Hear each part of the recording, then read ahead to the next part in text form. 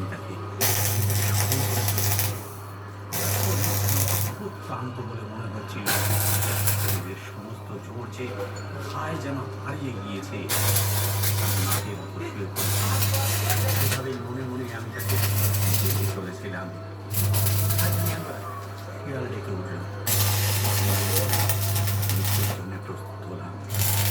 সুন্দরী দেবীর আশীর্বাদ আমার উপরে রয়েছে, কিন্তু তার সাধারণ আত্মা থেকে রক্ষা করবার জন্যে।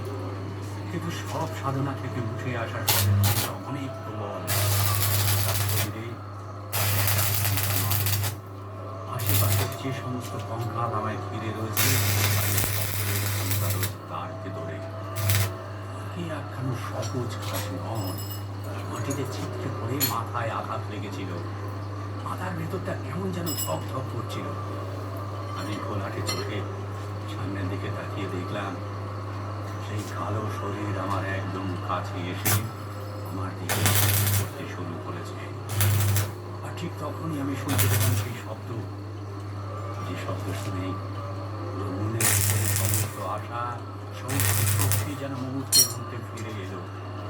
দুই চোখ বন্ধ হয়ে আসার আগে আমি শুনতে পেলাম সেই চেনা শব্দটা আমার চারপাশে গোল করে পাক খাচ্ছে। বুঝতে পারছিলাম আমার চারপাশে কতগুলো শুকর এসেছে আর তারা আমার চারপাশে ঘুরে বেড়াচ্ছে।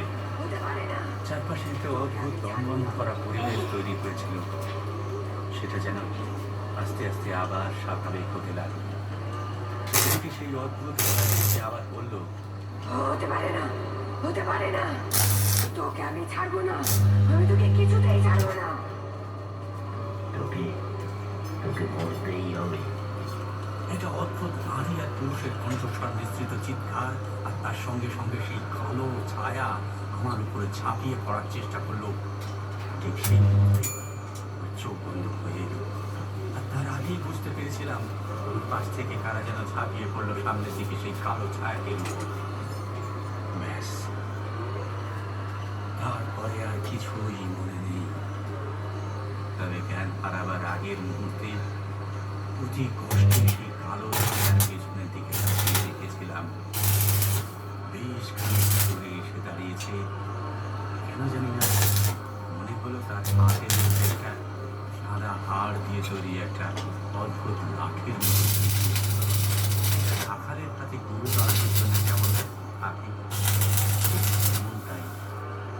আমি নিশ্চিত সে এসেছে। তারা চুপ করল, তারপর আস্তে আস্তে বলল, যখন ঘুম ভাঙলো তখন চারপাশে আর ভালো হয়ে রয়েছে। বৃষ্টির জল এসে আমার গায়ে পড়েছে।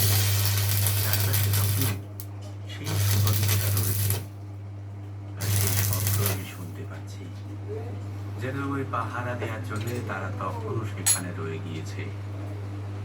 কোনো রকমে উঠে বসার চেষ্টা করলাম।